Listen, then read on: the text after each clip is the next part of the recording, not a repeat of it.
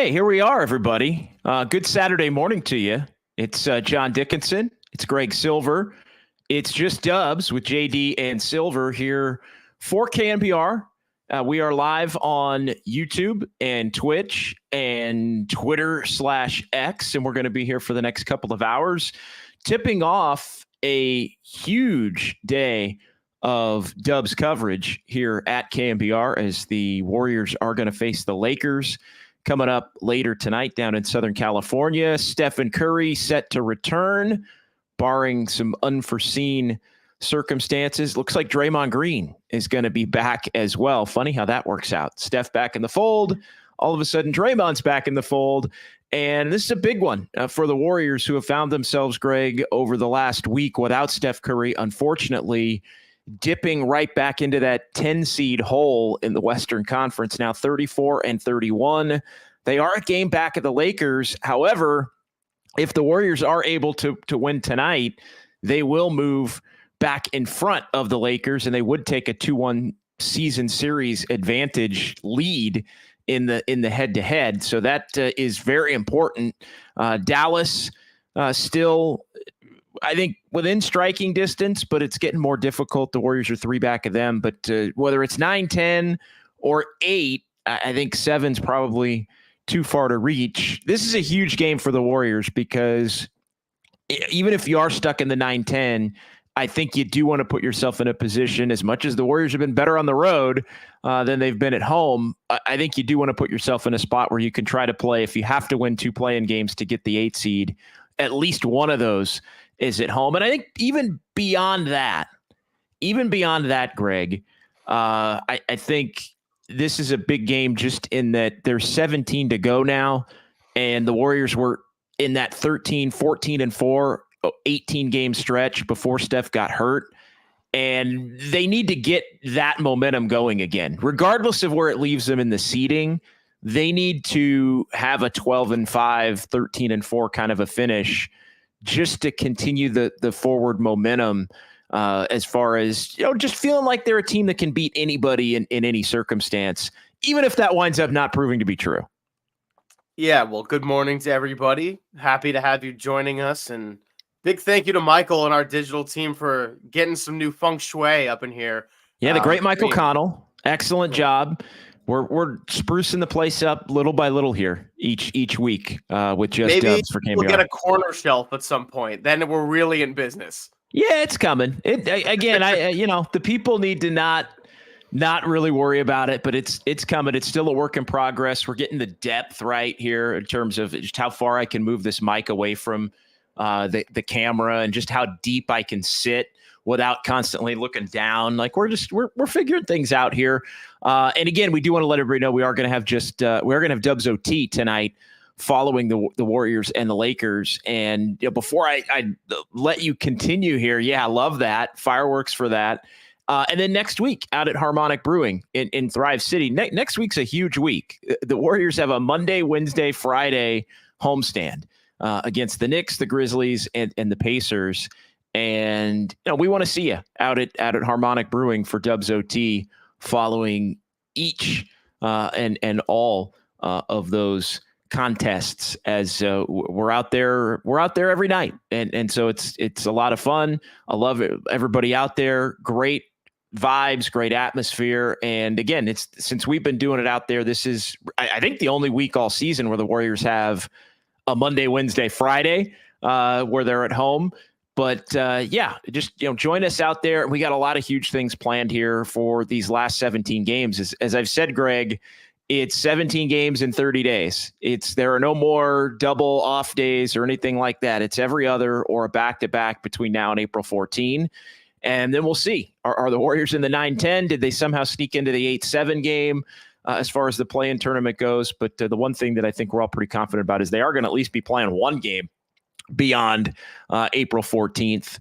But tonight, to relate it back to tonight is going to go a long way toward determining, I think, ultimately where the Warriors are when they play that first game beyond April 14.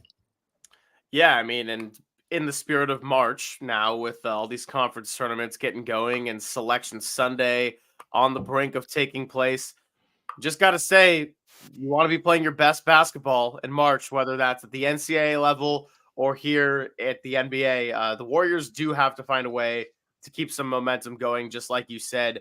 I'm not as concerned with the seed. Like, of course, you would like to get to 7 or 8 and just have the luxury of being able to lose a game and still find your way into the playoffs. But what's going to matter the most for them, I think it's been very clearly illustrated by the last week, is health. And beyond health, also just clicking on all cylinders. Like, Andrew Wiggins had a little bit of a setback getting reinserted into the lineup. I think that these 4 games between the Lakers and the Mavericks that they have left, if not 4-0, you need to probably go 3-1 if you want a shot at getting into that 8 or just feeling good heading into an elimination game. That's just kind of the reality of where they're at. I don't think that this is a team that isn't competitive. I think we've seen them play really high level basketball at points, but at the end of the day, they've been inconsistent enough to be here in this 10th spot. And you are what your record is. They need a lot of things to go their way, and it can, but you've kind of already used up all of your mistakes or your one-off games or your blown leads or your utter disappointments, like not showing up at home against an undermanned Spurs team. It's got to be all focus, and every single game matters a lot more than we were talking even just a couple of months ago.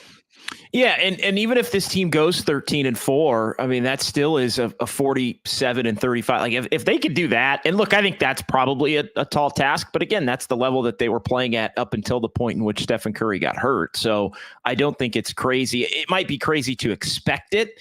I don't think it's crazy to think that it's completely out of the realm of possibility, but it all has to start with Steph coming back and going back into the starting lineup, which moves Chris Paul back to the bench where he was having some success in the handful of games since his return before Steph went out. It puts Klay Thompson back on the bench, I think, although we're going to have to see. I know Klay had come into the starting lineup after Steve Kerr kind of tinkered around. Klay went into the starting lineup. You want to get the shooting, as we talked about last week, before the San Antonio debacle. You want to get the shooting with CP3. But to me, it's back to basics. It's Draymond back at the 5.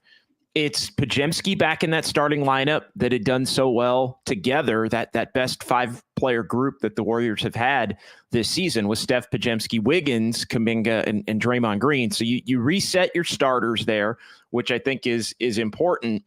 And then the other thing that you're able to do is you start to reset your bench. Chris Paul goes back to the bench, as I said. Klay Thompson comes off the bench as a super sub.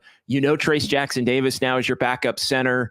And then GP2 and Moses Moody basically back up Kuminga and Wiggins. And Looney is as needed. Saric is probably not.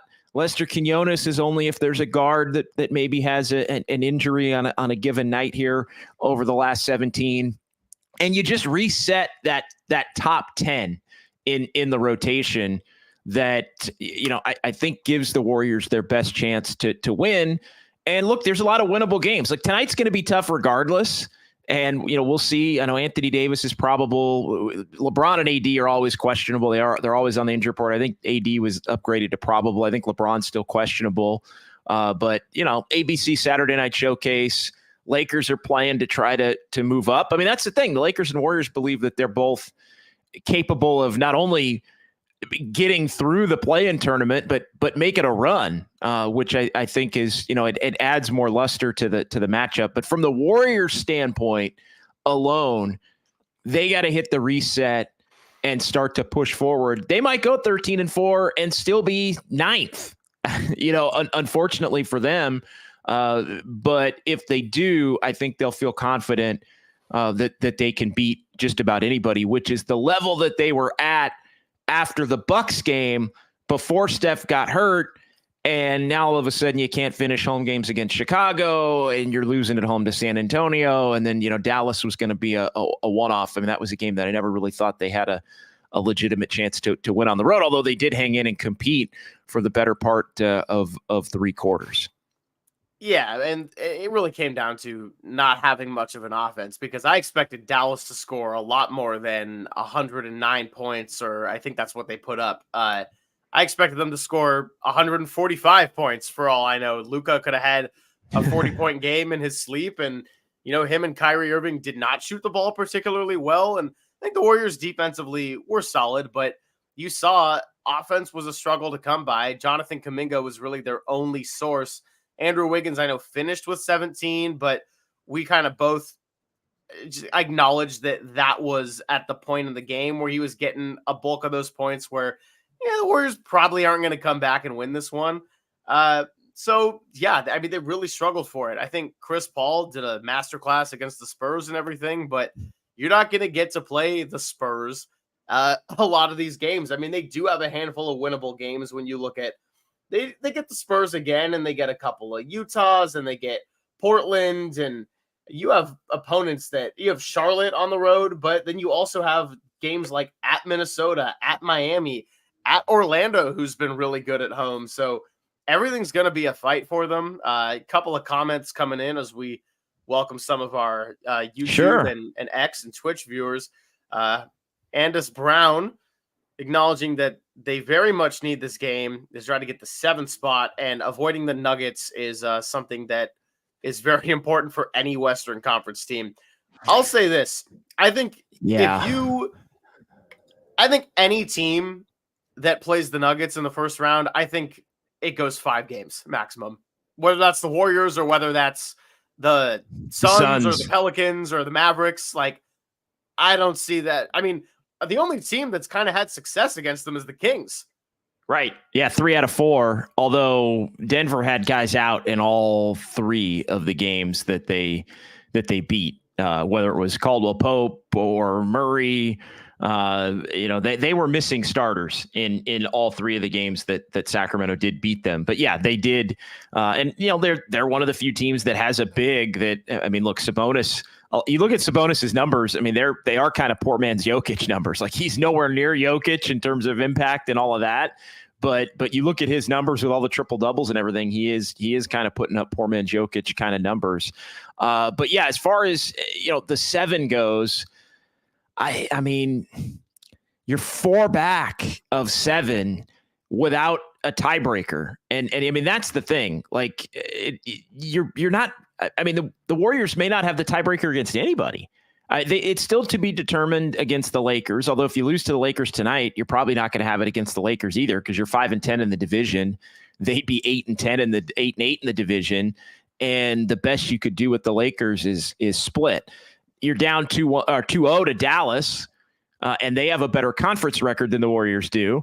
So the Mavs only have to win 1 of the final 2 to win the season series. I think you could make the case if they win 1 of the final 2 against the Warriors, that's probably going to be enough to stave them off to begin with. But they would also have the tiebreaker at that point. Warriors do not have the tiebreaker against Phoenix. And again, they will not have the tiebreaker against Sacramento. Sacramento is 9-6 in the division. And again, we talked about the Warriors being 5-9 in the division as well. And so I just don't think, even if you want to look up and say, oh, they're 4 games back of Sacramento, the Kings have done a nice enough job winning the game, winning enough games, right? It's not always the games on paper. They're kind of the inverse team, right? If they play a really good team, they usually win. If they play a lesser team, sometimes they lose. But regardless, they've won half and even slightly more than half of late of all of these games. Now, they've been, like I said, they've been losing to the lesser teams and beating the good teams, but it really doesn't matter how you do it as long as you don't go on some kind of an extended losing streak. And the Kings, I just don't think are going to go on any kind of an extended, like they might go 2-2, 2-2, 2-2 the rest of the way. But they may beat good teams and lose to bad teams the whole rest of the way. But the reality for them is they're not going to go 0-4 in any stretch. I think they've proven that to this point of the season. I think they have that one little 4-game losing streak. Maybe it was a 5 earlier in January. But Phoenix is another team that is Phoenix playing great? Phoenix isn't really playing great, but they're winning enough when you have a 3-game cushion, 4 overall, 3 in the loss column. But again, they have the tiebreaker. So unless you're going to lose 4 in a row and the Warriors are going to win 4 in a row, you're probably not catching them. So the point that I'm getting at here, to relate it back to the comment, is I don't think the Warriors can get to 7. I just don't think the Warriors can get to 7. Now, the Nuggets part, Yeah, good luck. I mean, imagine, and I was thinking about this, and it really is unfortunate. And the Steph Curry injury is a big part of it. With their inability to win without him, and I know I've been pretty clear about the team that I think they have if they don't have Steph. Like, I think it's probably one of the worst rosters in the NBA, bottom 5 to be sure. If you just take Steph off and it's the rest of this roster, I think that's where sometimes the overall talent level of some of the younger players and just where Wiggins has been and where Clay is now, in terms of not being legitimate 2s and 3s. Just not consistent enough for Clay. Well, they're not. No, it's for both of them, really, for Wiggins and for Clay, not consistent enough. But I just don't think this is a great roster. Obviously, without Steph. With Steph, they've shown they can get on a run. But I was thinking about this, and it was the simple fact, like, could you imagine if the Warriors have to beat the Lakers? Okay, beat the Lakers, potentially, like home or road, because I just think the Lakers are a bad matchup. I mean, we've talked about, good matchups, bad matchups. I don't think, and the Warriors would never admit it, and I know we'll get into Steph and LeBron and all that, and it's always fun to see those two. I know you made a comment about that when the news broke yesterday that it was, almost official that Steph is going to play, that he's expected to play in this game tonight. But I mean, Greg, I just imagine beating the Lakers in an elimination game, because that's probably what it's going to be.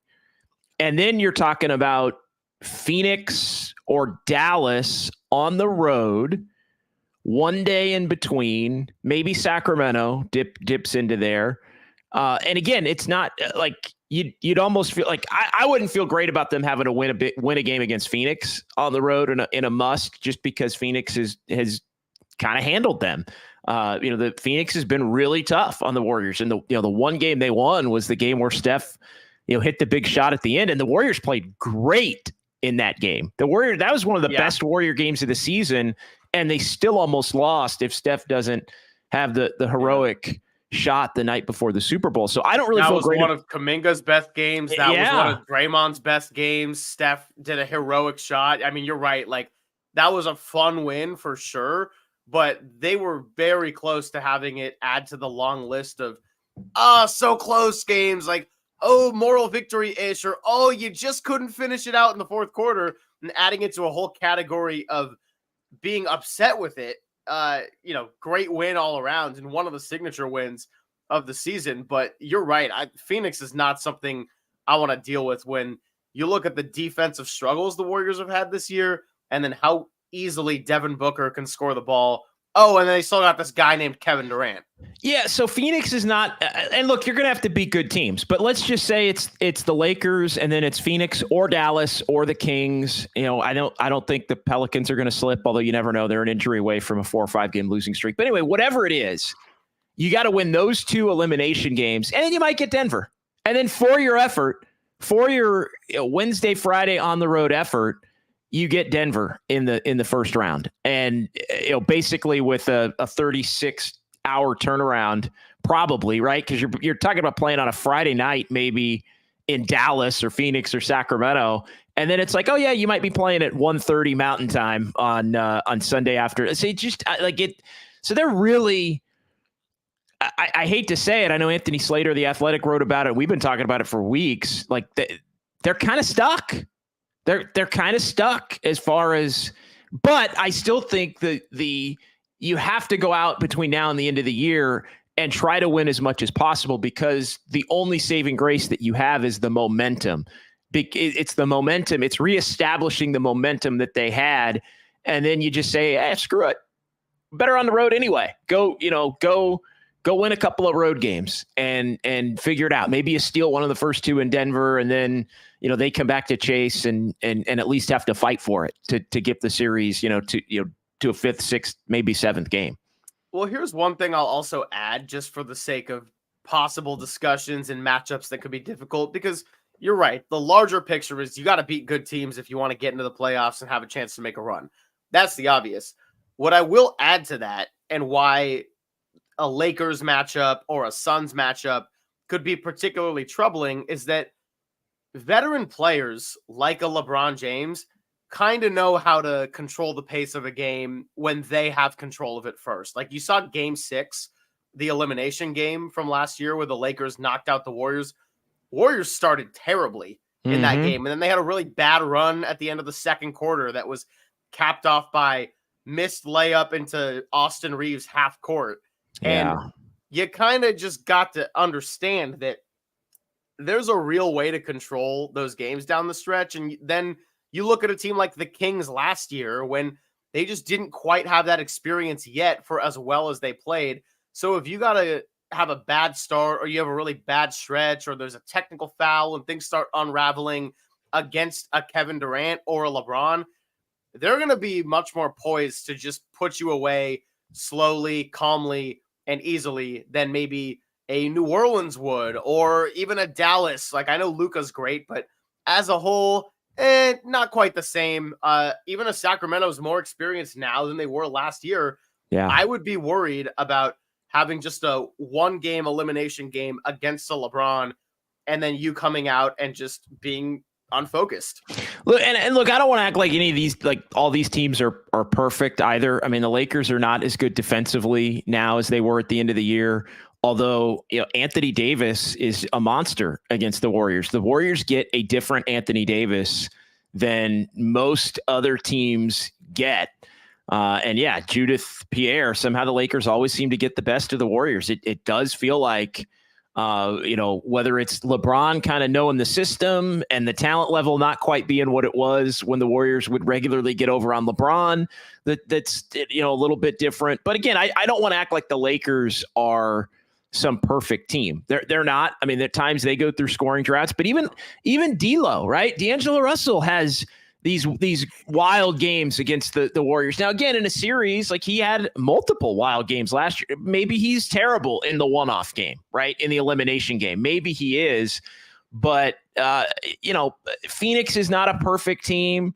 Obviously, they have some defensive deficiencies. So, again, I don't want to kind of rail on. I do think the Kings are less fraudulent than they were last year. It's funny. Like they may not end up with as good a record, although it's pretty close. I think they ended up 48 last year.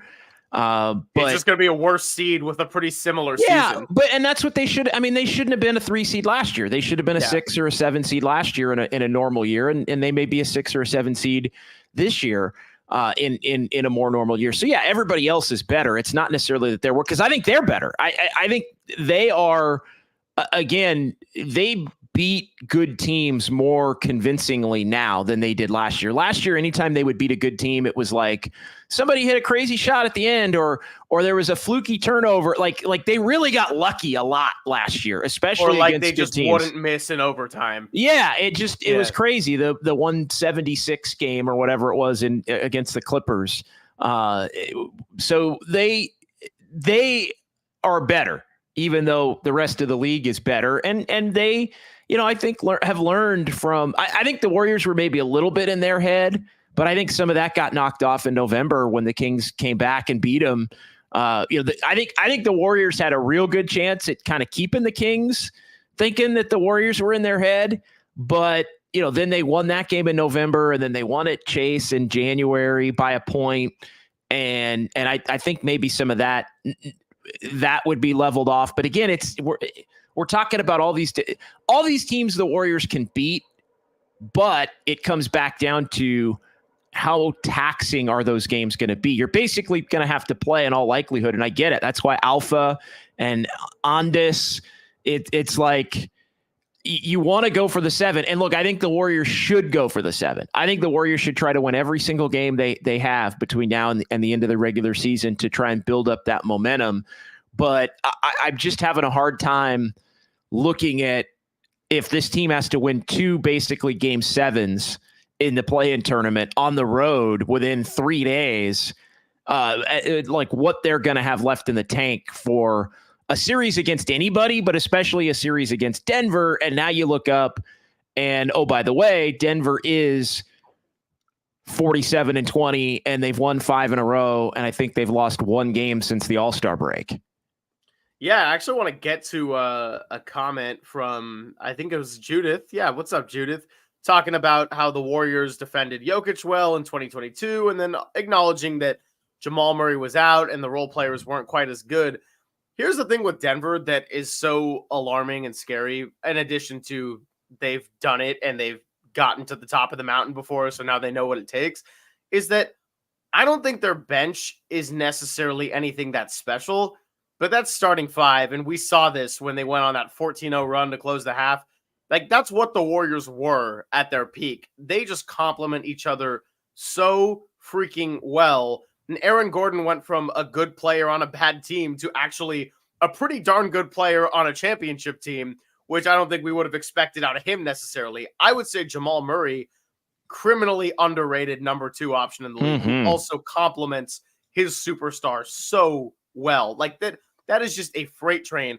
And on top of all that, if we're going to take it back to the Warriors' perspective, KCP is a really good defender on Steph Curry. Yes.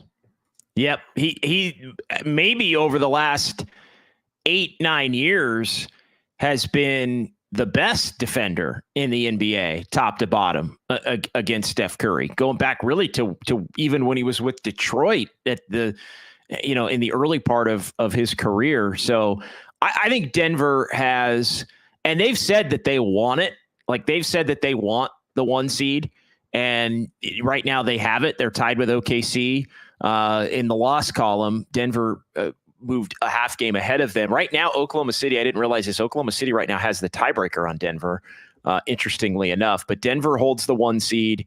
OKC's dipped to 2. Minnesota's dipped to 3. Then there is a little bit of a break between the Timberwolves at 3, the Clippers at 4.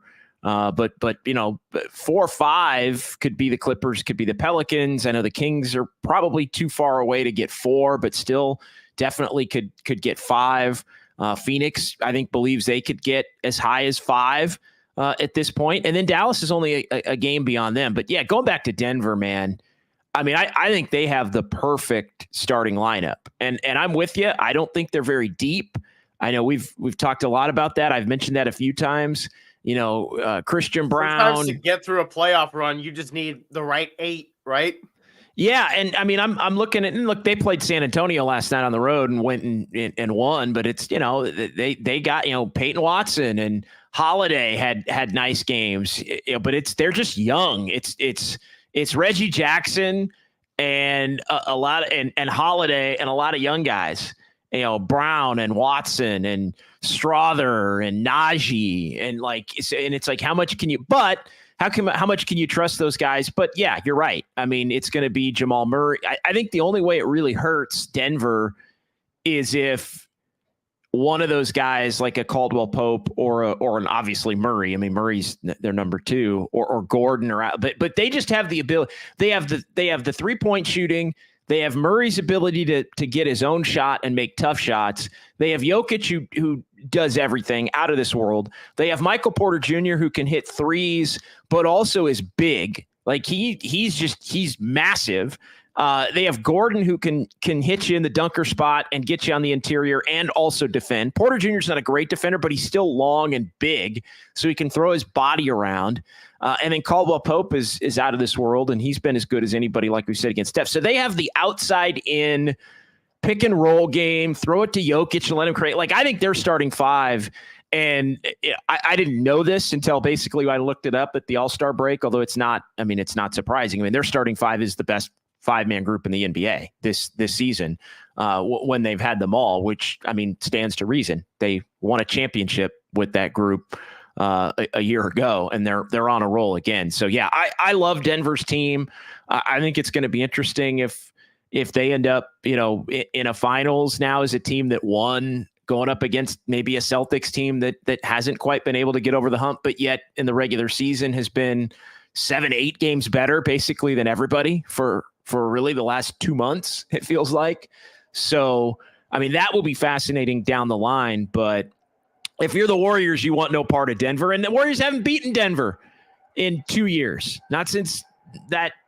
And that doesn't even count either. Cause that was Monte Morris and DeMarcus Cousins. And I mean, they didn't have Porter or Caldwell Pope at that point, or Murray, and acquired Caldwell Pope, and then Murray and Porter were both hurt And, I remember there was a debate as to whether or not they were going to come back for that series, and they both ended up not coming back for that series, which proved to be smart. No reason to risk it. And then they get them healthy over the next few months and come back and win the title last year. I love Denver's team. I love Michael Malone.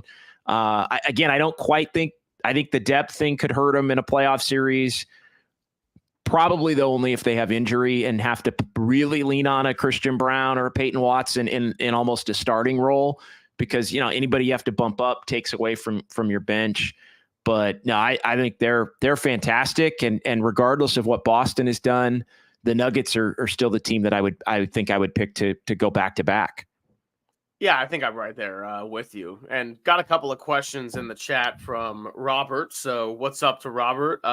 First one, I would say nothing is out of the question with the Warriors, but we got to talk about them like they have a chance to be trending that way and not that way. Definitely not out of the question. And if Steph Curry re-injures that ankle, well, you can just about pack it up. But the second question... if Steph was going to miss, let's say Steph was going to miss the next 17, the Warriors might win 3. Seriously, like they might win 2 or 3 out of the 17. And at that point, the Rockets absolutely could catch him. But for now, it's 4 in the loss column, just real quickly. And the Warriors, one of the rare teams the Warriors would have a tiebreaker against right now is Houston, who they haven't lost to since before COVID. Yeah, that Christmas game against Houston when the Warriors had nobody, that was one of my favorite games of meaningless games, I guess I should say, because they've had a lot of meaningful games. Robert also has a question directed at you, JD, about would you bank on making a further run between the Lakers and the Warriors if you had to choose? The Lakers. Right now, today, it would be the Lakers. And honestly, the only reason I say that is that I'm just not confident that the Warriors would beat the Lakers in a must-win game head-to-head. That right there means they could go farther, but from a literal standpoint. But I don't see either beating Denver. We've seen that Denver's owned the Lakers as much as they've owned the Warriors, if not more. You saw what they did to them in the conference finals last year. They've kind of toyed with the Lakers this year. So I think the answer is neither if they're playing out of the 8. But I know the TNT guys had some fun with Shaq. I don't know if you saw it on Thursday night after the OKC Dallas game. He said, well, if the Lakers play Denver, or if the Lakers get to the 8 or the Warriors, they could beat, I think, OKC is what he said. And they got into this whole back and forth about if and could, and he was saying they could beat them if they play, but not if they played, basically not if they play Denver, but if they played OKC. And it was kind of this whole back and forth. But I don't think the Lakers are beating Denver. I think the Lakers could beat OKC. I think the Lakers could beat Minnesota. I think the Warriors would have a better chance of beating those teams, but I'm not. And maybe tonight changes it based on how the game goes. Maybe the game in April down in LA changes it a little bit for me, but I just feel like the Lakers still have LeBron, assuming they're healthy. They have LeBron and Davis. And even D'Lo, believe it or not, and even Reeves, believe it or not. Like, I just think they have more trustable 1, 2, 3, 4 type players than the Warriors, who I think even at their best have Curry and Kuminga, and then you don't know, like, beyond that. Like, I think the Lakers have a little bit more of an established pecking order between LeBron, AD, D'Lo, and then they get a little bit, not always, but they get a little bit from Russell, and then they get a little bit from others. So, sure, I gave the short answer and I gave the long-winded answer, but I know Warrior fans probably aren't going to like it, but I'd give the Lakers a better shot to make a deeper run at this point.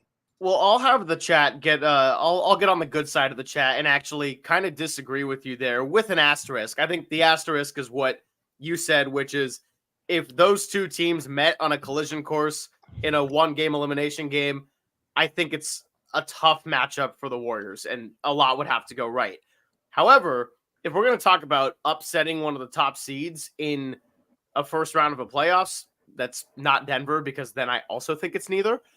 I think I'm on the side of the Warriors here, because we've seen that when it is all clicking and when they have really turned things around, yes, their roster is not as deep. They don't have as many high quality players as a Lakers team does. Like, Anthony Davis is much better than whatever that second best option is for the Warriors on some nights.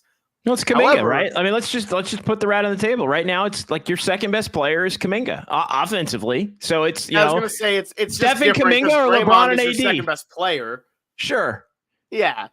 So, but I guess what I'm saying is, like, when Draymond's doing what he does at the highest level defensively, and when Steph gets going, I still think there are a few things in the NBA like a Steph Curry flurry, and over the course of a playoff series, you would need other variables to go well, like Clay and Wiggins playing good basketball, Kuminga rising to the occasion of a number 2, Trace Jackson Davis probably playing really meaningful defense in the paint. But I still think that when the Warriors get momentum and it's looking good, that is a ball that gets rolling downhill fast and can be tough to stop. So I kind of like the Warriors for that question, but the asterisk is getting past the Lakers, whether that's home or road. That's a tough task. Yeah, for me, it just comes back to, and I'll be short on it, I just think the Lakers have more good players at the top of their roster. Like, and I know D'Lo is inconsistent, but and Reeves has been up and down as well. But I look at, like, if you just go with the top, Russell, LeBron, Davis, Russell, Reeves, even Rui Hachimura, it's like if you take that 5 versus, Steph, Podziemski, Kuminga, Wiggins, Draymond, and it's like I don't know. I think that 5 has a better chance in the grand scheme of things to make a deeper run. But yeah, I don't think anybody's beaten Denver. I do think the Warriors could. I don't think it's out of the realm that the Warriors couldn't upset an OKC just based on the inexperience level. But the thing that I keep coming back to with the Warriors specifically is, and again, they played OKC and Minnesota for the most part early in the season. And so we don't totally know what this iteration of the Warriors is going to look like compared to those teams. And Minnesota's not playing as well now as they were earlier, and Towns is out, and is he going to come back, and all of those different things. I love Anthony Edwards still, though. I do. What a monster. But he is, but you know what? Anthony Edwards is also a guy that you can get to be 7 for 25. And he'll be willing to keep taking some of those jumpers on nights where he's not hitting. So, but yeah, great player. I love Anthony Edwards too. I love his game. But I think, Minnesota and OKC are in for it because they don't have the experience of, and I think this is regardless of who they play. Like right now, Minnesota would play Sacramento. I mean, you're telling me that wouldn't go 7? Like I feel like that would go 6 or 7, and the Kings may even be up 3-2 with a game 6 in Sacramento to try and knock them out. Like that wouldn't surprise me at all if that happened. If Phoenix was playing OKC right now, and again, Phoenix would have to obviously survive the play-in, but if Phoenix was playing OKC, then I mean, you're telling me Phoenix wouldn't scare the hell out of OKC in their first real playoff series with this young group. I know they had a play-in tournament game last year, but I mean, to me, with KD and Booker and all of that, like to me, that series has the potential to be 3-2 Phoenix, and OKC is like, Denver's the one that I think is kind of immune to it, but look, OKC and Minnesota are going to have to fight like hell, I think, no matter who they play in the first round. And I think both of them, especially Minnesota, but I think both of them have the potential, Greg, to get beat. I will say this, and one of the things I jotted down to get into, and I want to get your thoughts on this. And again, it's great to be here. Just Dubs, JD, Greg Silver, KNBR, the sports leader, taking your comments. again, still working on the call portion of this thing, which we're probably going to roll out here in a couple of weeks. But keeping things rolling as far as... At least we got beautiful graphics. We do have beautiful graphics. I love the graphics, and we continue to improve things on a week-to-week basis. We are going to have Dubs OT for you tonight, Warriors and the Lakers, and we're going to be on right at the final horn. That's an ABC Saturday night showcase game. So if you're watching it on ABC, game ends, flip us on. We are going to be on KNBR tonight. We are going to be on YouTube and Twitch and the Twitter X stream as we are right now. So make sure you join us. And again, just want to reiterate, we'll be out at Harmonic next week, Monday, Wednesday, Friday. Big 3 nights out there, Monday, Wednesday, Friday, and 17 to go for Golden State at this point. Can they get back on a run? It sounds like Steph and Draymond are going to be available for the Warriors in this one. One of the things I jotted down, though, Greg, is I do think, and this goes in line with win as many games as you can, build the momentum, let the chips fall where they may. Maybe you get beat by the Lakers. Maybe you get beat by Dallas or Phoenix or Sac. Maybe you get beat by Denver if you make it past those other two. But the young players need to go through a couple of elimination games / a first round series potentially against a defending champion in Denver.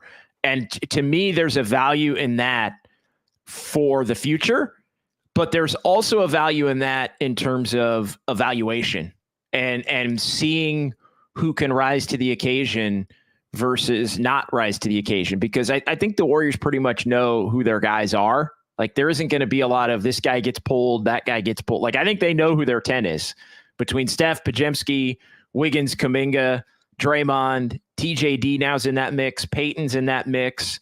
Clay and Chris Paul are in that mix. I think Moses Moody's probably the 10th guy in that mix right now. And he's been a quality playoff performer for the Warriors in both years when he's gotten opportunities. So I think Kuminga specifically, but this whole new look group, I think with TJD and maybe Moody, and how does Pajemski handle it? Like, I think the 4 young guys really throw Moody out of it, but Kuminga, Pajemski, TJD, how they fare being, rotation players in Pajemski's in TJD's spot, a starter in Pajemski's spot, and a bona fide number 2 offensive option in Kuminga's spot. Like, they're all in 3 different tiers, even in their own grouping. I think, how do they handle those? And how does this group handle the increased roles that those young players have earned this year to help the Warriors be in this position to win a couple of these games to try to get in? So I think that's invaluable, whether Kuminga winds up being a 10-year Warrior or whether Kuminga ends up, maybe being somebody that the Warriors look to move to bring in another star that's more closely aligned with the Stephen Curry timeline. So again, regardless of what you think the ceiling is, I think there's tremendous benefit, Greg, to riding this thing out and having the young players get the experience of going up against, even if it is Denver and you get your ass kicked, like so be it. Well, I'm really glad you brought this up, and I didn't know you were planning to bring it up, but that's funny because back in the year that they didn't get out of the play-in and they lost that overtime home game to Memphis to get eliminated from being in a playoff series, that was one of the points I brought up just to my friends when I was watching, is I was so disappointed because it turns out a lot of that roster actually didn't stick with the team. Clay wasn't healthy, and really it was just kind of Wiggins for the most part. But I was like, I just wanted to see this team get reps in a playoff series. And if they got beat down by who was the 1 seed at that point? I'm trying to remember now. Was it that year? Was Utah, right? I think it was Utah. Yes. It was Utah. Good call. And I was like, if they get beat down by Utah, like, I just wanted them to get the reps, especially Wiggins in the flow of a playoff series for the Warriors. And Jordan Poole was on the team. Turns out that it actually ended up being okay the next year. But I totally agree with you that I know that the Warriors, if we're gonna do a little Douglas Mikes, I know he's not with us in the chat right now, but and Jordan Greg Poole was a big Silver part of that. Like Jordan Poole was a big part of that. That was when Jordan Poole was really emerging in that 21 season and became a player that obviously helped him a lot in 22. Yeah, no doubt about that. And I would say that the Greg Silver lining of some of the ups and downs of this season is the Warriors have had not quite playoff experience, but more high stakes situations for the young players to get thrown into the fire. I don't think you can truly ever replicate playoff reps even in the regular season. So it's kind of a halfway point to get them there. So I really want to see them get in a series so that we can see how a Pajemski, TJD, and Kuminga really fare for the first time of getting at least a bigger role. I know Kuminga's played in the playoffs before technically, but not really to a trusted role, right? He played his way out, as we've talked about last year in the Sacramento series. And I don't want to go down that road of, well, if he'd played him last year, you wouldn't have to be doing, like, again, he played his way out of that series. So it's like, I'm not holding that against him by any means, but it's like, this is really the starting point. And that's okay that this is the starting point, because this is the first time that he's had a significant role at any point. So, let him go out there and go up against Gordon and go up against Porter and go, and Joker and all these guys. Like, let him get out there and do that. Like there is a huge benefit at knowing what the level of play has to be for, in the playoffs, and knowing that it ramps up, and now knowing that you are, in Kuminga's case, a player that really is going to be expected to perform. And so I think, I think that's all positive, and he's such a big part of the equation now because he's earned it, to where, you know what, he might struggle, but he's still going to play. Like it's like he's still going to play 25 to 30 plus minutes in just about every game of that series. The only way maybe he wouldn't would be if it got toward the end and he really struggled, which I don't foresee, because how many times this year, and this is one of the things I really have liked about Kuminga this year, these last 2 months, really, 2.5 to 3, actually, now that we're into the middle of March. It's closer to 3. At the sports leader. It's closer to 3. Well, yeah, because I always kind of go back to, with Kuminga, I go back to that Portland game, and that was December 6th. The game where Kerr had taken him out of the rotation, and we were in I think our first week doing Dubs OT together. And it even as somebody who had been critical of Kuminga in ways that I think, a lot of people in the Bay have been afraid to, frankly, that wasn't the game to do it. Like that didn't, like that, Portland at home, like that made no sense. And we called out Steve Kerr for that on that night. It didn't make a lot of sense. He came in, he saved that game. He helped them win that game. And, he played better for a stretch after that, and then didn't. And then, the Denver game and all that, we called him out after the Denver game. Like, what's going on here? He needed to be playing at the end of that game. And obviously everything that's happened since then with the loss of faith in Steve Kerr. Hell, now, I mean, he told Kareth Burke and Monty Poole this week that he wants to be a Warrior for life and be in the All-Star game next year at Chase. I mean, there are all kinds of, like you said, life happens fast. But the one thing that I've liked about Kuminga's game more than anything this year has been his ability. And he did this even early in the year when he wasn't playing well.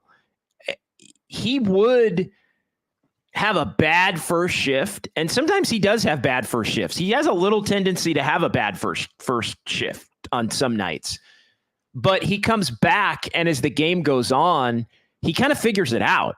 And maybe the coaching staff prods him a little bit. Hey, don't do this, do more of that. But there've been a few games Chris where Paul, like he said in the post game, on him all the time. Well, but so I like the fact that he struggled and learned. And then, like, he's had a bunch of, not a bunch, but he's had enough 1-for-5 starts that have turned into, you look up at the end of the night and it's like, oh, he was 9 of 16. which means he went 8 of 11 after he went 1 for 5. And you'll take that, at the end of the night, 9 of 16, if he ends up with 22 points or 26 points, if he's getting to the free throw line. So I think he's done that a lot, to where he used to be, I think last year, he was the kind of player that he would get off to the bad start, and it was like, I can't really go back to him. It's just going to be a bad night. And that's obviously not the case anymore, but it's a credit, I think, to maturity and growth that he's been able to bounce back in some of those games and play significant. Like, that's how you prove yourself to be a finishing player, almost regardless of the circumstances. When you can show that you can have a couple of bad shifts and then come back in the same game and still be one of the best players on the floor, at least offensively, on most nights. And he's done that, which I've really liked. Maybe more than anything. Absolutely.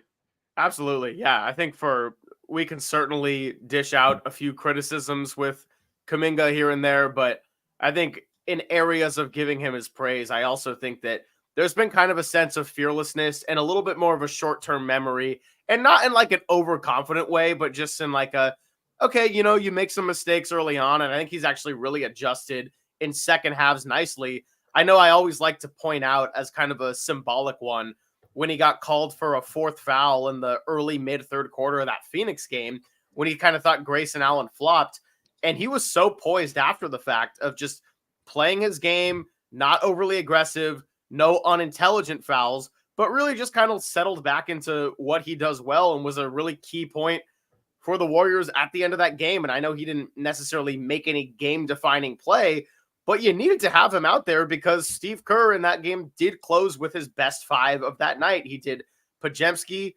Steph Curry, Wiggins, Kuminga, and Draymond. And, if you got Kuminga's in a funk, or if he fouls out of that game, I don't know, are you putting Klay Thompson in when he was kind of struggling badly that night? Like, it all really changes everything. So here's what I'm thinking. We'll take a short intermission coming up around this halfway point of a Saturday morning, but also wanted to get to a couple of questions in the YouTube chat as well.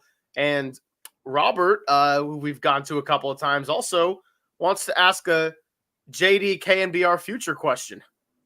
JD, will you be doing any post-game stuff for the Giants, like Dubs OT style? Short answer, yes, I will be. And I believe there's even going to be a couple as early as like before the Warrior season ends, but we're still kind of working through that. But yes, I will be a part of the Giants coverage for KNBR, and a pretty big part of it after the Warriors are done. I know it's going to kind of be by committee a little bit in that interim, and there won't be any nights where I'm if the Warriors are playing, it's going to be Warriors first. That's going to be the number one priority. But yeah, you are going to hear me doing some Giants post game coverage for KNBR pretty soon in the next couple of weeks. I would say I'm going to be on a few even before the Warrior season ends. We'll put it that way, with dates and times to be determined. I think maybe as early as that second series, when the Giants are at the Dodgers. They open in San Diego, and then they have a 3-game set against the Dodgers. And yeah, maybe as early as that series, there might be a couple Giants post-game / sports phone KNBRs. And my short answer is JD's not going to go into hibernation for 6 months. No, there's going to be a lot of work days. There's going to be a lot of work days coming up, which is fun. I mean, that's why we do it. And I know we're gonna pause here in just a couple of minutes, but I mean, this is fun.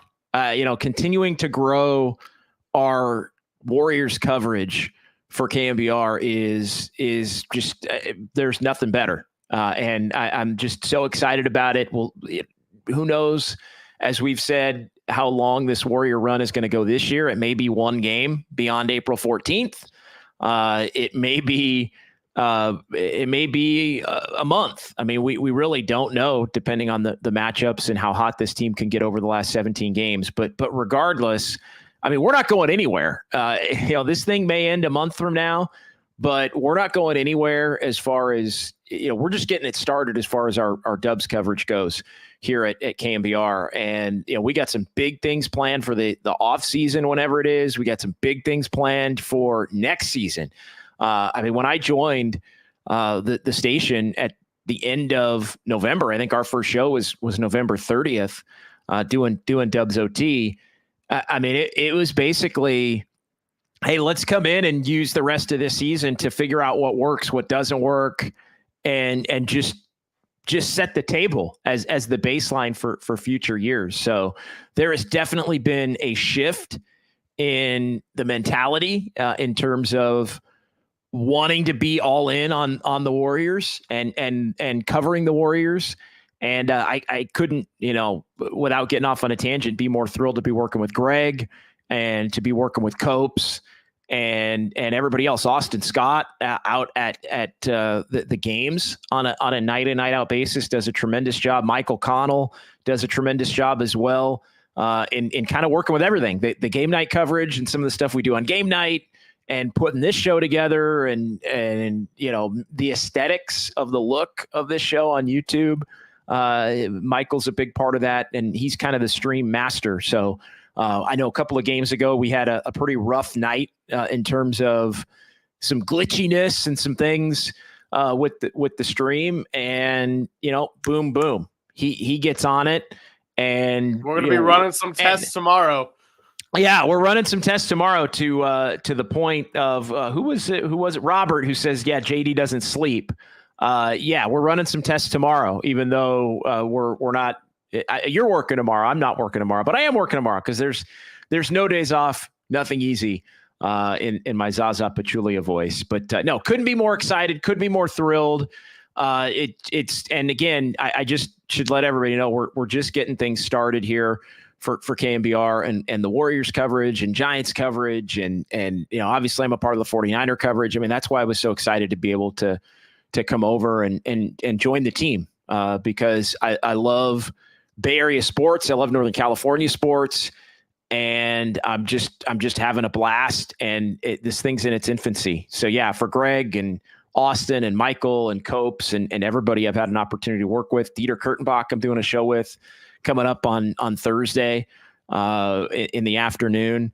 Everybody, it could not have been better here over the last 3.5 months as we've gotten this thing off the ground and continue to grow. And Harmonic, Jimmy at Harmonic, and Mike and Julia and Grace and Shay, everybody out there, tremendous. It's wonderful to have that partnership with them as well here for Dubs OT. So, all right, let's take a couple minute break. We're not going anywhere. We're coming back. We're going to go all the way until noon, but we're gonna refresh the coffee, maybe get another beverage, and we'll come back. Just Dubs with JD and Greg Silver. Hour number 2 is coming up next. KNBR, the sports leader.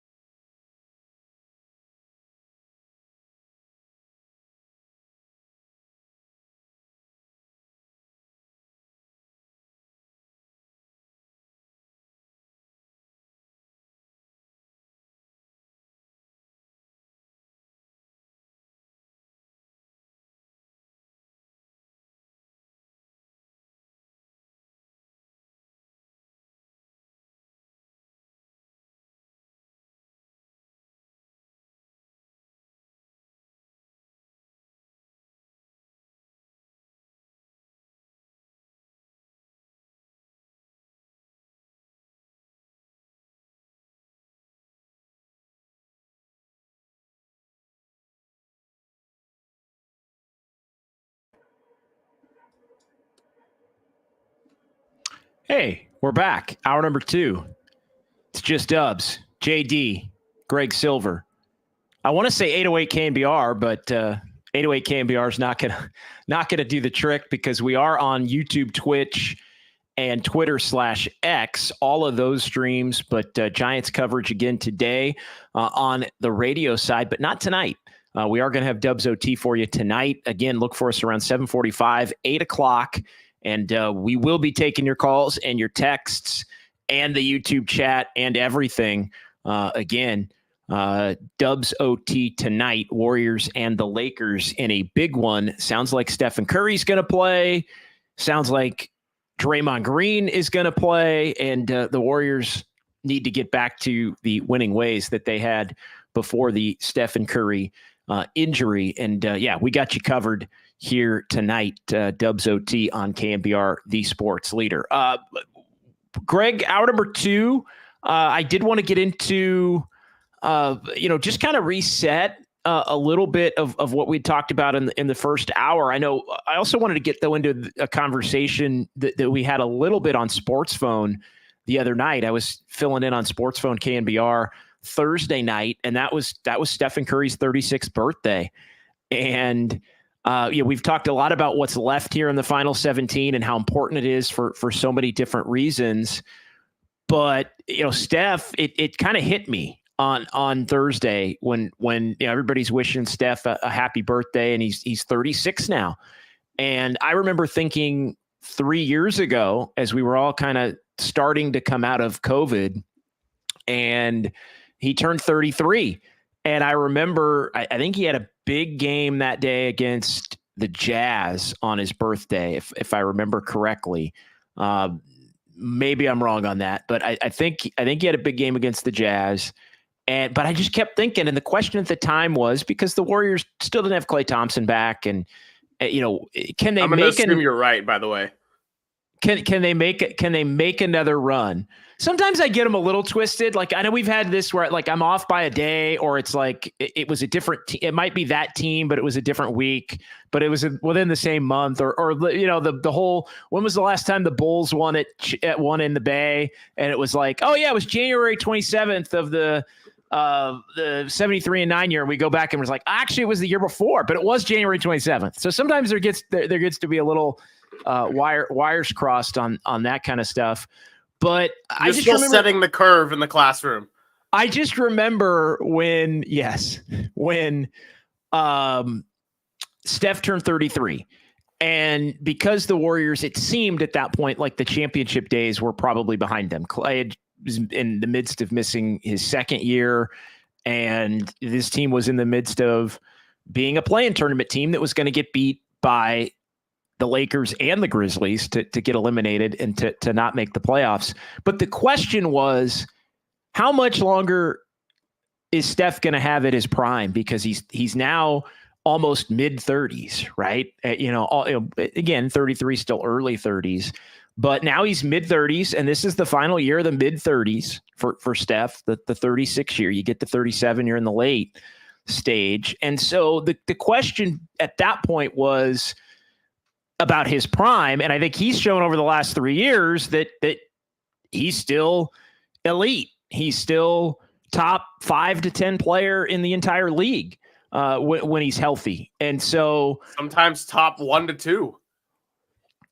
Sometimes top 1 to 2. Yeah, I'm kind of averaging out maybe the last 3 years, but yeah, no, he was top 1 or 2 2 years ago for sure, and yeah, without a doubt. And you look at the way things ended, he was probably 1 by the time things ended in 2022. The thought though is he's aged extremely well from 33 to 36. I think that was the bigger overarching point.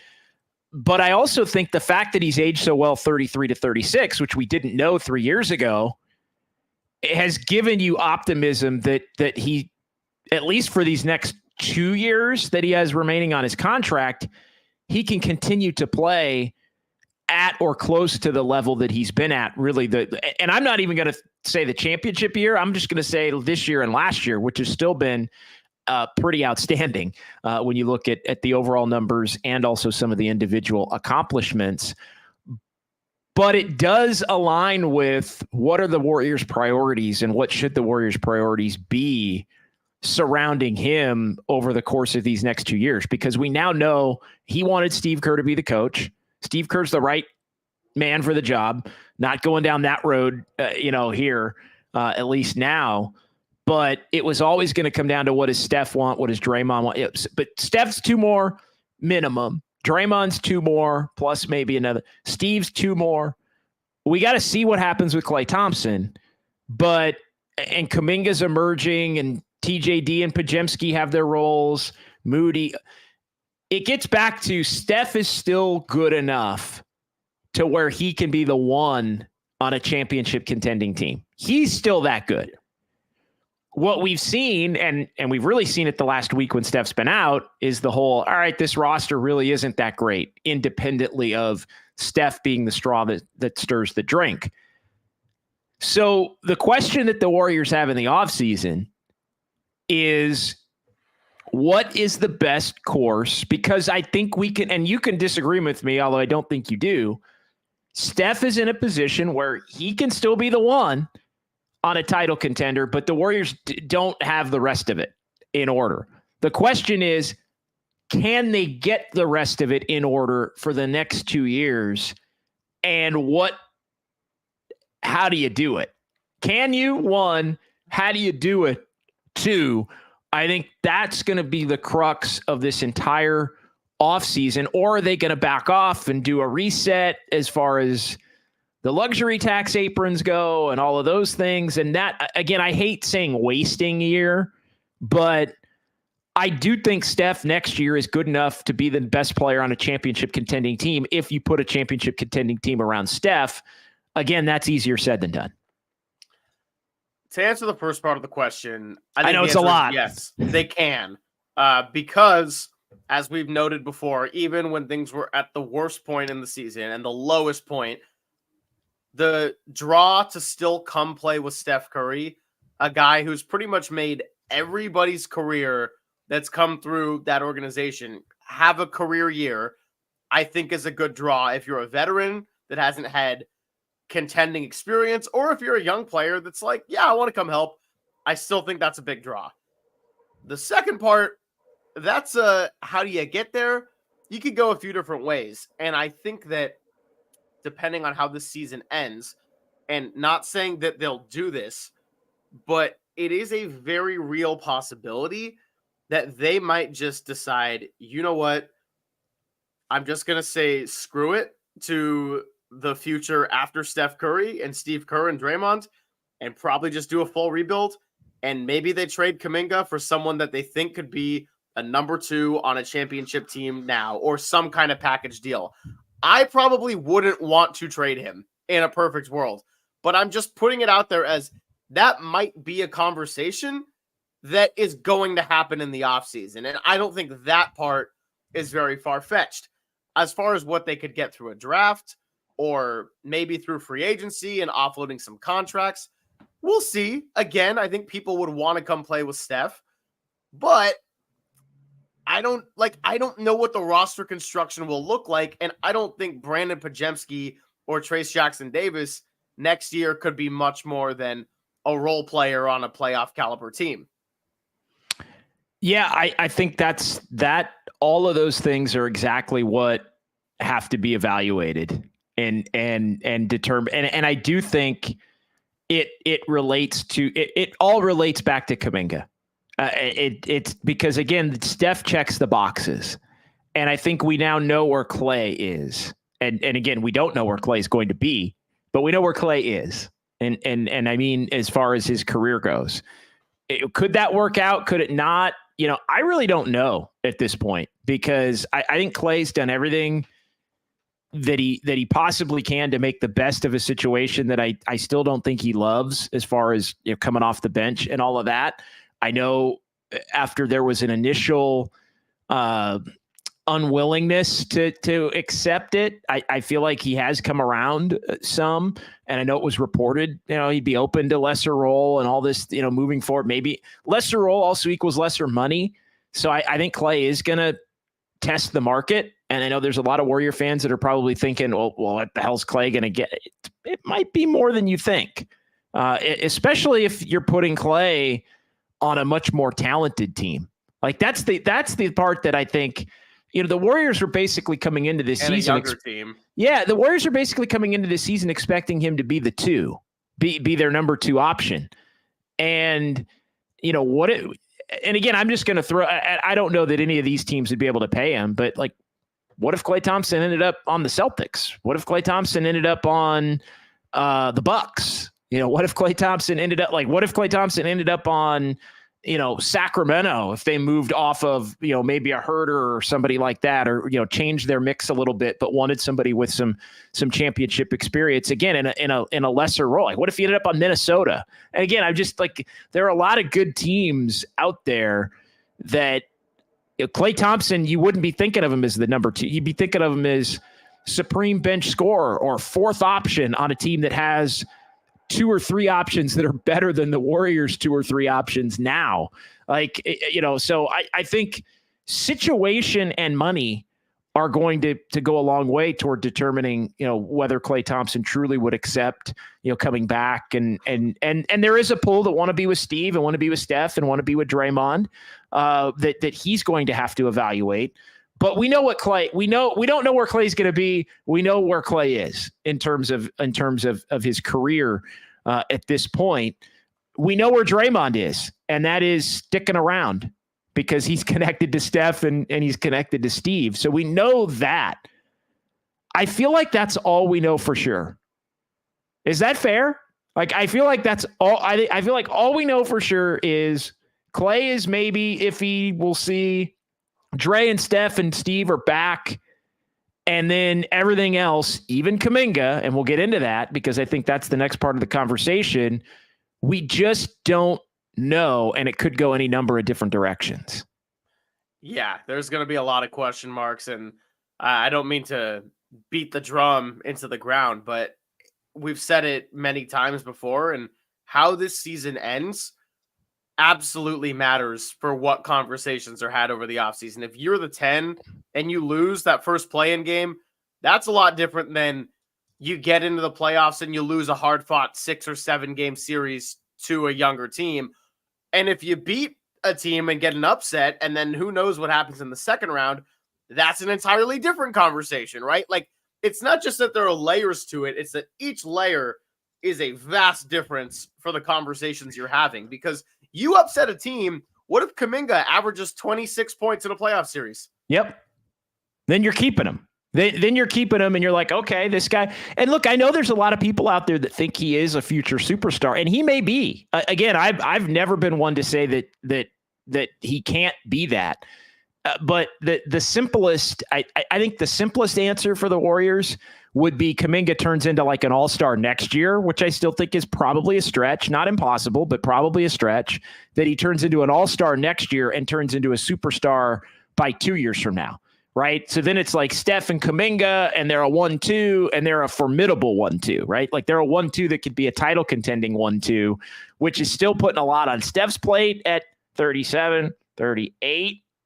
Back into that year, 2 years from now, but that's the question. And then they also have to ask themselves, can you, if Kuminga is the 2, that makes it easy, right? If you're confident Kuminga is the 2, but I also wonder, like, can you go into next year not expecting to win a title? Because again, I think the easiest thing, and I don't believe Joe, I believe Joe Lacob. I know I'm kind of spraying everywhere here. I believe Joe Lacob when he says the best thing for them may be to get out of the tax for a year or out of the second apron for a year. Like I believe him when he says that. I also believe him when he says we're not going to bottom out and we're always going to look to do big things. And I'm going to like they are going to explore getting superstars. They are. As much as Joe Lacob may be the number one Jonathan Kuminga fan in the entire Warriors organization, and there are many who believe that he is, like they are going to look at every possible star they can get and probably 5 that they can't get and be told, no, we're not doing that deal. But they are, I think, at some point going to have to, in this offseason, make the determination versus Kuminga's ceiling, how fast he can get there, and whether or not they can bring in a number 2 without giving him up, which I think is in a perfect world, you keep him, but you keep him, you basically make him the number 3 option playing the 4, and you go get a true 3-man, or you go get a true 2 guard, or you get, in a perfect world, and you'd have Kuminga. And Kuminga could be a little bit lesser of a focal point, although still a pretty primary focal point.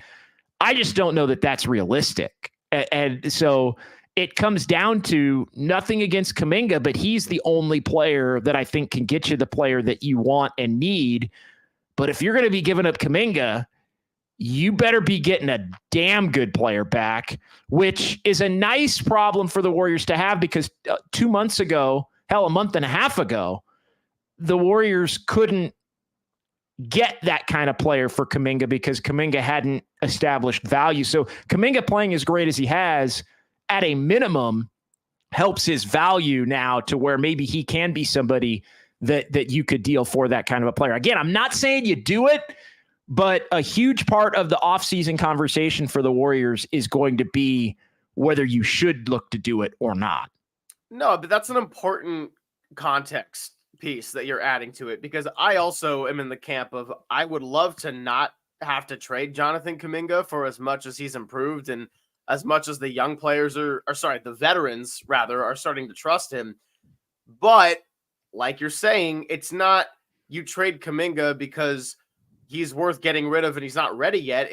He's probably the only player that's going to get you value in terms of getting something in return that can win you a championship now. And we've said it many times before, but the reality is the Warriors in just about any trade negotiation are going to be on the more desperate side than other NBA teams, because they want to be contending, but they have such a short and limited window of trying to preserve the career and the prime of a guy who just turned 36. That's just the reality, that every trade negotiation they're going to have the lower hand on because of being in a little bit more of a desperate predicament. If they go and tear it down when this is all over and they go in rebuild mode and then they go all Sam Presti and stock up some draft picks, then sure, they can have the upper hand in some negotiations. But time is years running away short. from that. You're years away from that. Like that's a total commitment. Like that's the post-Steph world. Correct. And as long as he exists, this precious commodity of yours and the greatest player in franchise history, you're going to have to act with urgency, but other teams are very aware that that's your mindset too. So that's what makes it tricky. Yeah. And look, I think the Warriors get credit for not panicking. I mean, we talked about this in January. I mean, you could have made the case in January based on where things were with Kuminga that you should trade him for an Anunoby or you should trade him for a Pascal Siakam. The Warriors get credit for having the patience to not do that, for basically saying, you know what, even though those players are better players right now, Kuminga in short order is going to be a better player than both of them. And look, I mean, OG's been injury prone, which has been part of the problem for him in his career. And Siakam is a unique player in terms of fit, I think, on a lot of different rosters. So it wouldn't have been necessarily seamless for the Warriors to have, Siakam and basically Draymond Green playing on the same front line. Now, I will admit, I said at the time, I think the Warriors should strongly look at doing that deal. They're better for not having done that deal. And they get credit for that. And now they've also established, I think, a baseline as to, hey, if we're going to trade Kuminga, it's going to be for a current all-star. Like it's going to be for, and maybe in a package that includes a superstar. Like it's a minimum all-star. And yeah, Rockin' New Era 84. Appreciate you. A lot of good comments from Rockin' New Era 84, one of our faves here on Just Dubs and Dubs OT. Appreciate you joining the conversation. What type of player would JK command now in a trade? Now I think you get into the disgruntled superstar. Now you get into, could you get Towns or could you get, and again, I'm looking at the top ends of of, some of the best, best teams. Obviously, I don't think the Nuggets have anybody that you're going to get. OKC, you're not going to get any of their top three. I think Towns is interesting. Would the Clippers look to move off of a Paul George at some point? I think that's interesting. Depends on how this year goes for them. Brandon Ingram, I think, is a name. That's a name. Again, I'm just throwing names as I look through different teams. I don't think you're making a deal with Sacramento. I don't think Phoenix has anything that you'd want. Dallas doesn't have anything that you would want. I mean, other than Luka, obviously you're not getting him. Dallas doesn't have anything that you would want. Sarge for Luka. Let's do it. I don't think you're making a move with the Lakers or, the Rocket. Lauri Markkanen. Could you get Lauri Markkanen? And I know that was a name that was thrown around a lot before Utah got hot there, right before the trade deadline, and Utah ended up standing pat. I mean, Lauri Markkanen, I think, is a name that you'd put in the category. And again, I'm not looking at salary or the trade machine or any of that stuff at this particular point in time. I'm just looking at different rosters and looking at the level of player, to answer Rockin' New Era 84's question, the level of player that you would be interested in, not saying I would do any of these deals, but the level of player that you would be interested in if you were going to look to move off of Kuminga and in an attempt to get closer in the next 2 years to winning a championship. But they're going to have to do the calculus on Kuminga's rise versus Steph's next 2 years versus the ability for Kuminga to, is he good enough to where you can maybe win another title with him and Steph? Maybe not next year, but the following year.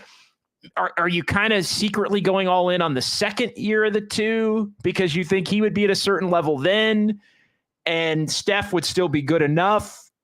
But then you get out of the tax, which lets you get back into the tax to make one more run 2 years from now. Like, all of those things are going to have to be calculated. And then in addition to all of that, it's just the risk of trading a dude like Kuminga who could very well go on to be a superstar.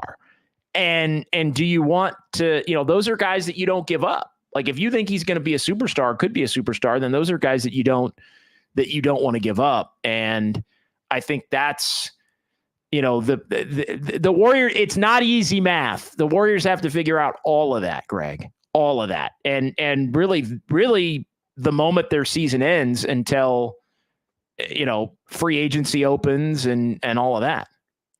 Yeah. And I mean, this 17-game stretch is going to be a huge factor in terms of how we even shape those conversations moving forward, because right now we just kind of laid it all out there and just kind of went through the different paths that the Warriors could take possibly.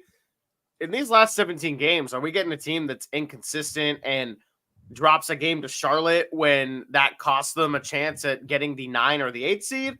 Or are we talking about a team that gets back to the kind of momentum we saw in the Milwaukee game when they were rolling and had that, was it 14-4 stretch before Steph got hurt? So, I mean, it's a big question mark. And I think tonight is also a big game. Like, even 8 hours from now, we're going to be holding different conversations, not in terms of bigger picture and long term, but how do you match up against a team that is in a very similar predicament to you and you're on the road? And, is Steph Curry going to score 46 again and you guys lose? Like, is the margin for error razor thin? I mean, I'd say also tonight, big Wiggins game. He has actually played pretty well against the Lakers compared to some other teams on average. You're going to have him because that's a team that has more length. The length and the size and the physicality on defense has kind of bothered the Warriors. He's got to be able to dish some of that back on the perimeter and defending guys the likes of a LeBron James or even a D'Angelo Russell, who has kind of gotten hot against the Warriors, like you mentioned earlier in the show. Yeah, I think tonight we're having the conversation. If the Warriors lose, it's basically the Warriors are going to be 10. I mean, they really are most likely to be 10 if they don't win tonight, because it would be like we talked about earlier, the 2 out of 3 for the Lakers. They do play again April 9 down in LA, but now you're 2 back. You're 2 back, and you probably aren't going to have the tiebreaker. against the Lakers if the Lakers continue to play. If the Lakers play well enough to where they need the tiebreaker, to where then they probably are going to have the tiebreaker at that point. So I think that, that's what's on tonight. Like the Warriors' final push to get to 8 or even just get from 10 to 9, I think is contingent on a win tonight, period. And, I think that's going to be tough for Steph's first game back. I really do. I think because now you're counting on him going off, and Draymond didn't play the last game, and, maybe they're fresh, which helps. A couple of days off, a good practice in LA, maybe they're fresh, but no. Last time they're going to be fresh for the rest of the year. It is the last time they're going to be fresh for the rest of the year, which is also part of this. And you know what? Maybe if they find themselves locked into 10, I hate this, but maybe they do take it a little bit easy between now and the end of the season here and there. Maybe they do give some nights off because they know the gauntlet that would be ahead to try and be able to advance in a play-in tournament scenario where, again, if you're the 9-10, you're playing Wednesday and you're playing Friday of that week that the season ends. So you do get 2 days off in between the first, the last regular season game. And actually it's closer to 3 because that last regular season game is an afternoon game. So it's kind of like what the Warriors had between the Celtics and Bucks games, right? You play a 12:30 game and then you don't play for 72 hours, but then you got to win. If you're the 10, you got to win 2 road games in 3 nights, and with the travel in between, and and then potentially go to Denver, or because you're the 8 seed on top of that. So, but yeah, if any chance I think of getting to the 8, I haven't called it. I know others have. I haven't called the Warriors' ability to get to 8 yet. Only 2 in the loss column. Are going to have to beat Dallas a couple of times head to head in that first week of April, but they're also going to have to get past the Lakers to do it. And I think that means win tonight. Going back to the Kuminga conversation, because our buddy Rock and New Era said, what kinds of players?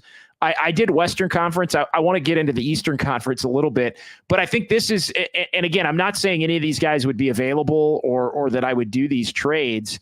And yeah, I appreciate you putting that back up on the screen. What type of player would JK command now in a trade?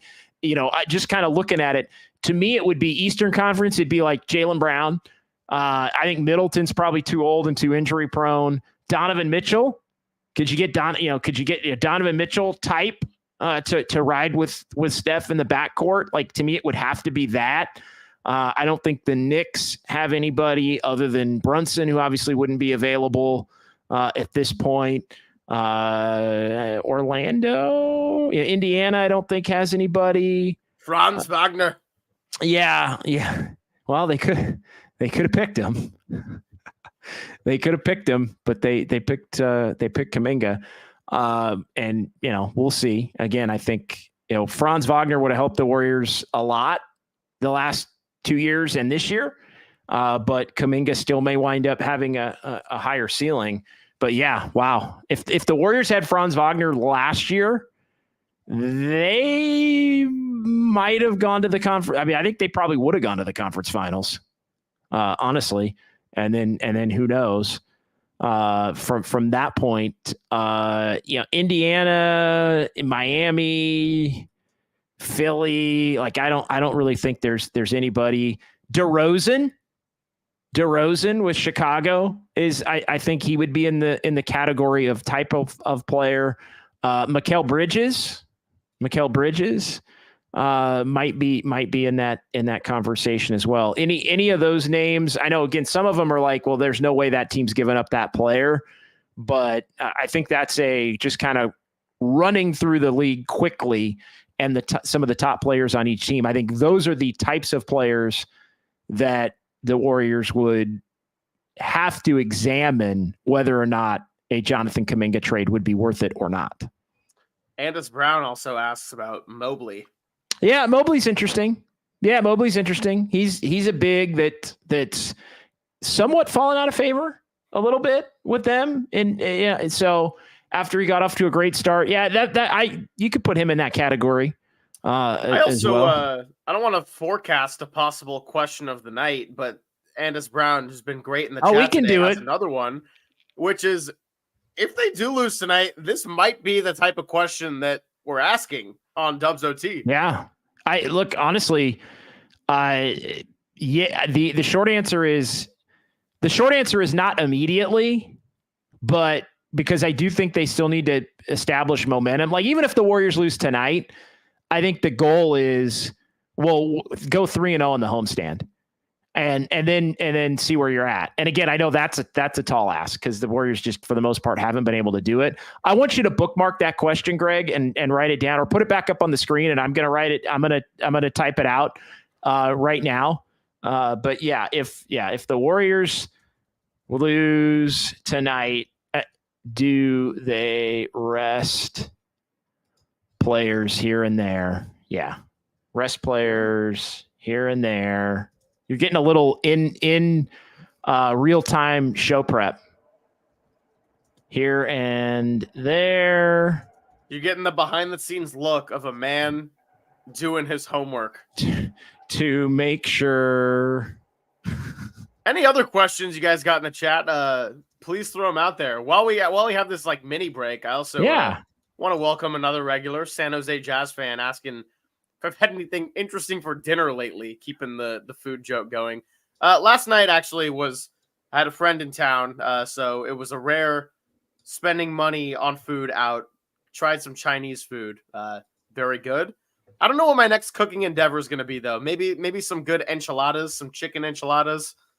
Haven't thought about that one. I don't really like mayonnaise. That's kind of like kind of my one food that I just do not really mess with. I get it. But anything outside of that, I'll be very experimental. Yeah, that's it's good. I was trying to think if there's something like mayonnaise that I'm just totally out on. There really isn't. I'm pretty easy to please on that front, but you're making me hungry with all the talk of the chicken enchiladas. Like that'd be really good. I think that go. Yeah, a lot of people are on this Brown. Yeah, a lot of people are mayo or sour cream. Like I don't have an issue with mayo. Mayo is probably the least of my favorites when it comes to like mayonnaise, sour cream, ranch dressing, blue cheese dressing. A lot of people don't like blue cheese dressing. I like blue cheese dressing and ranch. Like I like them both. Some people are like, blue cheese. Can't stand blue cheese. Sour cream. Like I'm okay with all of those. Absolutely okay with all of those. Pineapple on pizza. There's a real question. Yeah, not something that I would choose, but I wouldn't not eat pizza, a slice of pizza that had it on it. Yeah, I'm the same. I'm not repulsed by it, but I would never go out of my way to make sure it's on there. Yeah, I would never order it that way, but if it's like somebody's got a box out and there's like 3 or 4 slices left and it's only that, I'd crush 2 real quick. Like that'd be no issue there. And I mean, yeah, not going to hurt anything as far as that goes. But yeah, I think Andis is onto something. I think that is going to be our question tonight if the Warriors lose.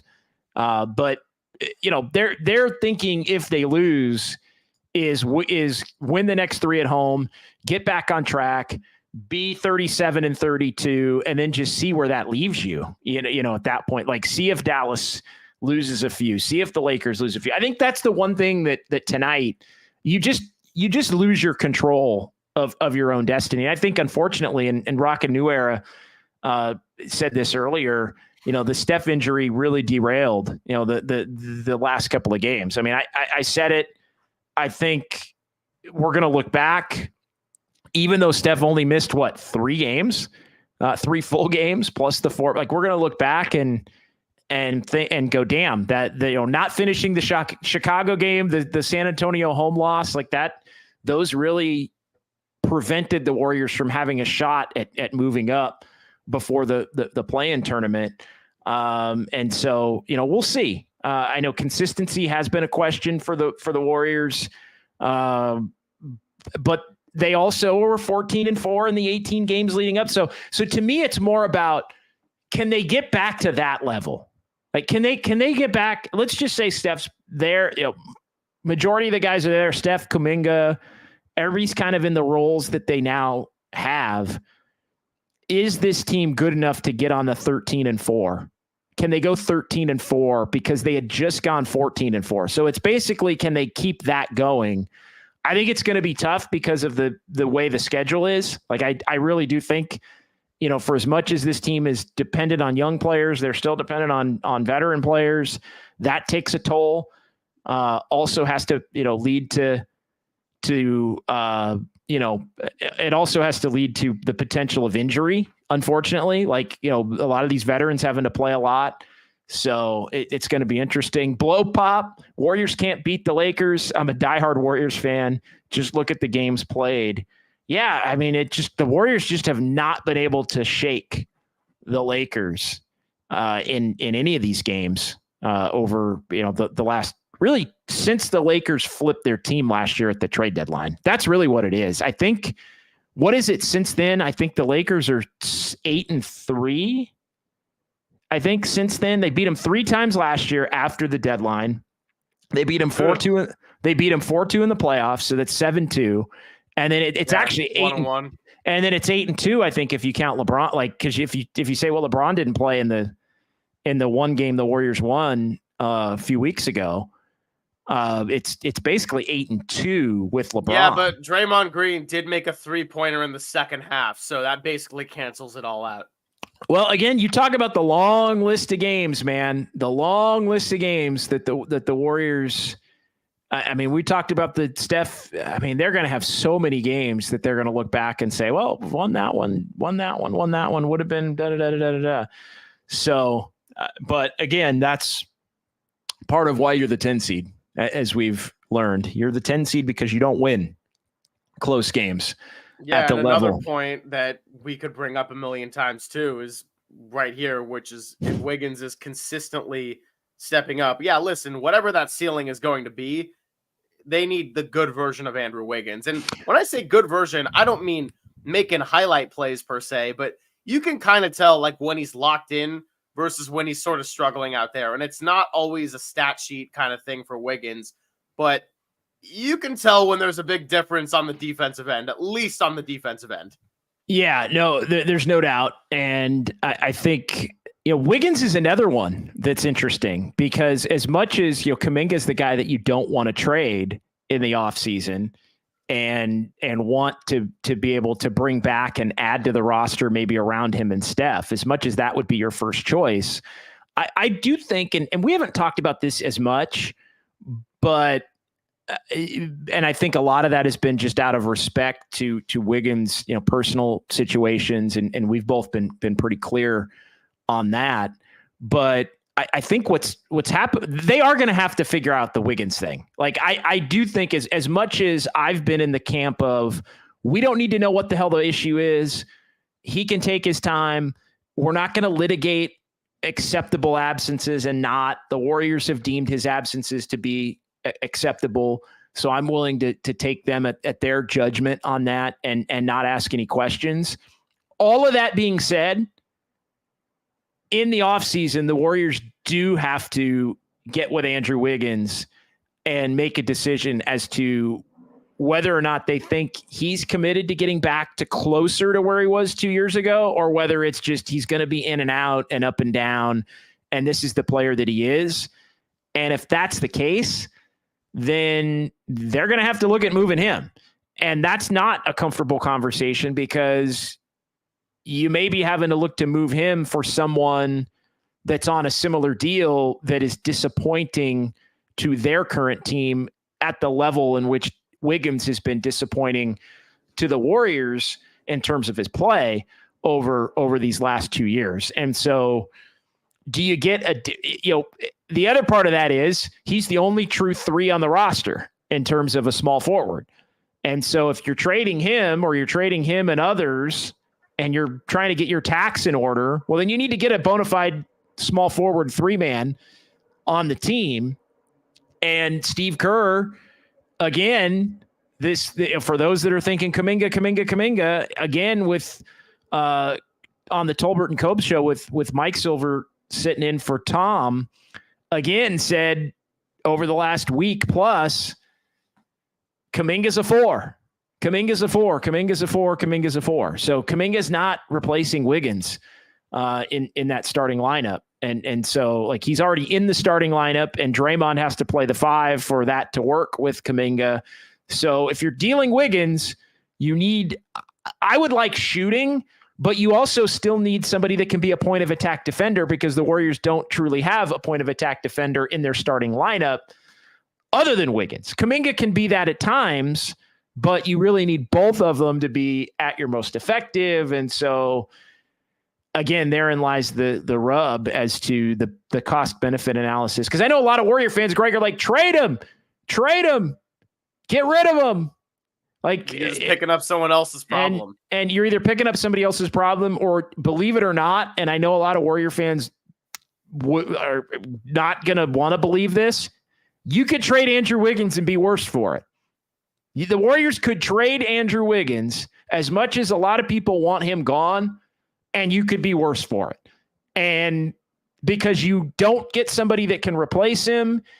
And I also think if you don't get the right player at the 3 next to Kuminga, I think it hurts Kuminga's ability to thrive at the level that the Warriors have needed Kuminga to thrive.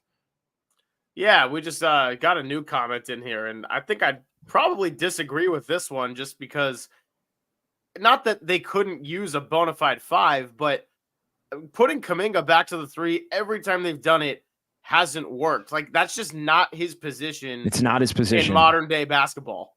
It's not. And the only 5 that they're going to get, the only 5 that the Warriors could get where I think they would even consider that would be a 5 that's basically a straight shooter. Like not the 5 that people think. Like there's no, it does not work. Like, go get Andre Drummond and move Draymond to the 4 and Kuminga to the, like, you got no shooting. So it would have to be like a Porzingis at the 5, basically, to be, it would have, think of who are your top big man 3-point shooters in terms of, it wouldn't be Cat? Evan Mobley or Jared Allen, maybe Cat. But even that, maybe Cat, because Cat could play outside, and Cat doesn't like playing inside, so Cat could play outside, Kuminga could play inside, maybe. But even that, I don't, that's interesting. That's actually a good call. But there are so few players in the league that, and I would, again, I think the Warriors are going to have that conversation. But I just don't think as they're constituted, I just don't think they're going to. I think they came into this year. They've always believed Kuminga was more of a 4. Maybe not when they picked him, but since he's actually been on the team, they've believed he's more of a 4. They've almost exclusively played him at the 4. He's his most successful right now playing at the 4. I wouldn't want to screw that up, to be honest. Now that you've actually found something in Kuminga, now that he's actually playing at a really high level and he's become this number 2 option, I would not, Greg, want to screw that up by saying, oh, now you're going to play the 3. Because taking him away from the basket is not how he thrives. And I just don't think a big and Draymond and him, the Warriors can't thrive doing that. I don't. Maybe 7 years ago with that level of Steph and Clay shooting, maybe, but I still think your big would have to be able to shoot threes at a 40% clip to be able to justify having Draymond and Kuminga be the 4-3. Yeah, I mean, I still think that Kuminga's fully capable and probably will add a little bit more shooting to his game. So I don't think that what he's at right now is what he will be for his career. Like, and the handle has to get better. And I think the handle can get better. Yeah, to both the handle and the shooting. But even with that added to his game, I still think he's going to be a guy that's most effective playing inside. Like, do you agree with that? Wait, say that again. I'm saying even if he adds a little bit of a handle and a shooting to his game, I still think he'll be most effective looking to score inside first. Yeah, totally. Oh, totally. Kuminga's at his best when it's one move to the rim, dunk, layup, off the cut, dunk, layup. Like that's where he is at his best when it's basically ready made for him, if that makes sense. Where it gets a little iffy, and he has improved. I'm not gonna lie, but and I think the Warriors, especially this last week without Steph, have really they haven't had a choice but to put the ball in his hand. Like I'm not a big fan of just put the ball in Kuminga's hands and let him go to work. And again, you don't have a choice when you don't have Steph, and he's now your number one option. And he can get numbers doing that. I don't think they're going to win doing that. Like, I don't think you can win doing that. Like, put the ball in Kuminga's hands and just let him go to work and let him shoot that turnaround jumper and let him shoot that pull-up jumper. Because you know what ends up happening? And this is just reality. What ends up happening if you do that is it's going to start taking shots away from other guys on the roster. And you're going to become more of an ISO team, and you're going to lose some of the flow that's made you great. And the Warriors are going to have to determine whether or not that's a path they want to go down. I don't think that's a path Steve Kerr is going to want to go down. I'll say that. But again, I think it's an open-ended conversation for the future. But I like it when Kuminga is getting his efficiently in the context of the offense, where most of it. I love the nights where it's 20 points on 9 of 11. 25 points on 8 of 12 with I love when he gets 8 7 free throws. Free throw attempts. 8 free throws. Exactly. Like that's like that. Those are the nights where I think, I like it when Kuminga's more in like the 13 shot range than the 16, 17, 18 shot range. Because I think those misses, even if he is technically efficient, even if it is 9 of 17, the 5 misses might get you beat on the other end. Honestly, the 9 of 17 versus say 9 of 12, those are 5 misses that go back the other way that can turn into buckets. And so I think that's something that you're going to have to evaluate. But I do think his shot will get better. I do think his handle will get better. And I think that's a big part of to what level is he able to improve his game moving forward for next year. And I mean, I'm right in line with this comment too. Like, I think all the Kuminga talk, it is true. He's only 21, but I think for us, it's more like the Warriors have a short window of this Steph Curry and everyone else. And all we can do right now is just evaluate what his current game is and those strengths. Yeah, if Kuminga was their best player and they were in a full rebuild, like if the whole Steph doesn't exist and this is the team and Kuminga's the best player and they're going to win 20 games this year, like if they were that team right now, then it's like, yeah, let Kuminga develop. Let's see what Kuminga can be. Like it would be the conversation would be, you're not trading him for anything at that point. It would be, can he turn into a star? Can he turn into an all-star? Can he turn into a superstar? Like that's the conversation. But he's only 21. So what's he going to look like when he's 25? Fair. When he's 25, Steph's 40. So like when he's 23. So it's can Kuminga get there next year or the following year? That's part of the question. And you can say, JD, that's unfair to Kuminga. Maybe it is, but you also have to choose if you're the Warriors. Do you believe he's going to be a superstar and you want to ride that out? But it also means Steph's not competing for championships the next 2 years. And then at 38, he probably isn't going to be competing for championships anymore because he's 38. So like that's the crux of this whole thing. And look, if the Warriors are cool announcing to everyone they're not contending for championships anymore, then so be it. Like we'll just start evaluating different tone of conversation. But if you think Joe Lacob's going to do that, you're crazy. Like Joe Lacob's, in fact, Joe Lacob's gone out of his way to be the complete opposite of that, and rightfully so. So that's the question. I think that they're going to have to evaluate. I think there's a Kuminga question. I think there's a Wiggins question in the offseason. I think there's an obvious Klay Thompson question in the offseason. And then they're going to have to grapple with the luxury tax, second apron, all of that. Like, do they want to dip out of it? If they dip out of it, can they, what kind of team can they be? Because that's the other part of, if you're Joe Lacob and you do ultimately determine that next year's the year to dip out of it, I think in a perfect world, Joe Lacob would love to be able to say, well, Steph, Pajemski, maybe even Wiggins is still around. Kuminga, Draymond, TJD, Peyton's maybe still around. Who I'm trying to think, Chris Paul's probably gone at that point, but that Moody, that top 7, let's say top 8, Moody, TJD, let's say even Klay comes back at a discount, and that's your 8. Your 3 off the bench, your top 3 off the bench are Klay, Moody, and TJD, right? Pods is in the starting lineup, Kuminga, Wiggins still around. But you get out of the tax. And you figure out a way to get out of but that's your top 8. In a perfect world, I think Joe Lacob would like to be like, well, that team can be top 4 or 5 in the West, or at least top 6 in the West.